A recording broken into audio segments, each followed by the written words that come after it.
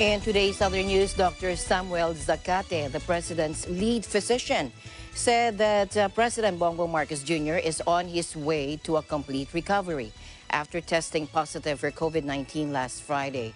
Now, Marcos attended a meeting of the Leagues of Governors and Mayors via teleconference to discuss the resumption of full face-to-face classes and the campaign for the COVID-19 booster rollout. During the meeting, Marcos emphasized the importance of a booster campaign rollout in order to safely resume in-person classes and fully reopen the economy. Take a look.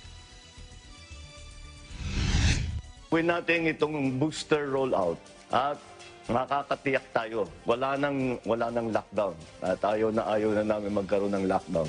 Kaya ito naman ang magiging pang-counter natin diyan sa pagkalat na naman nitong Omicron and its variants. Para pagkalat niyan, yung booster will be the one that will be the answer for us na makabalik na tuloy-tuloy, makabalik na sa opening of our society, opening of our economy, opening of our businesses.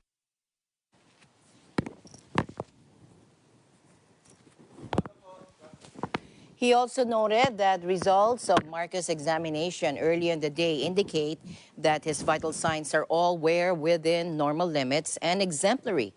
Marcos doesn't experience any additional signs and symptoms. His throat still has no noticeable inflammation and no signs of respiratory compromise. This is the second time that President Marcos tested positive for COVID. He was first infected in March 2020, which supposedly happened after returning home from a trip to Spain.